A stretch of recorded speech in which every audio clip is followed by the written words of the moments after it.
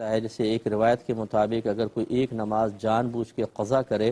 تو جو نبی کریم نے لفظ استعمال کیا، اگر اس کی تشریح کی جائے تو 2,88,00,000 برس تقریباً جہنم میں جلنا پڑے گا ایک نماز کے بدلے میں۔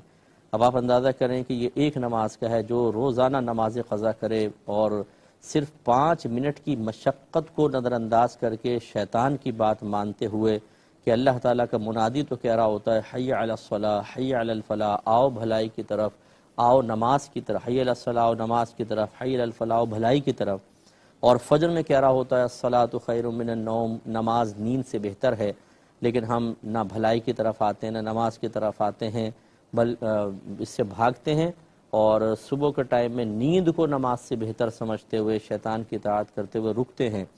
یہ وقتی آرام نے کتنا نفع دیا آپ سوچئے، اور اس کے بدلے میں اگر 2,88,00,000 برس ایک نماز کے بدلے میں جہنم میں انسان جلے، وہ کس قدر بڑا عذاب ہوگا۔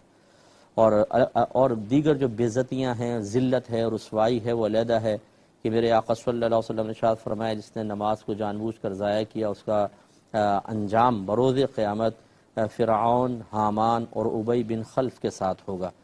فرعون نے خدائی کا دعویٰ کیا، حامان اس کو ایمان کی طرف آنے سے روکتا رہا، اس کا وزیر تھا، اور ابی بن خلف جو تھا وہ گستاخ رسول، دشمن اسلام تھا۔ تو آپ اندازہ کریں کن لوگوں کے ساتھ بے نمازی کے حشر کی وعید بیان کی جا رہی ہے، لیکن مجال ہے جو ہمارے پاپی دل پہ کسی بات کا اثر کر جائے۔ اللہ کے نبی کہہ رہے ہیں نا کوئی بات نہیں، ماں رو کے کہے، بیوی اٹھلا کر کہے، بچے پاؤں میں پڑھ کے کہیں، دوستی کا واسطہ کرے تو جان تک قربان کرنے کے لیے تیار ہیں۔ اللہ کے نبی سزائیں بیان کریں، انعامات بیان کریں، ہمارے لیے راتوں کو اٹھ کر روئیں، اتنا عبادت کریں کہ پنڈلیوں پہ ورم طاری ہو جائے، پھر وہ فرمائیں قرۃ عین فی الصلاح، نماز میں میری آنکھوں کے ٹھنڈک ہے، اور ہم کہے گا جی دیکھی جائے گی، سوچیں گے۔ یہ ہماری ماشاءاللہ عشق رسول کی معراج ہے جی، غلامی اور رسول میں موت بھی قبول ہے۔ نعرے تو ایسے لگائیں گے کہ جیسے پتہ نہیں اس سے بڑا تو کوئی عاشق رسول 1500 سال میں پیدا ہی نہیں ہوا، اور اس عاشق رسول کو جب نماز پڑھنے کی باری آتی ہے، نبی کریم کی آنکھوں کی ٹھنڈک پوری کرنے کی باری آتی ہے تو وہ سائیڈ میں بیٹھا ہوتا۔ بڑا زبردست عشق رسول ہے بھائی جان۔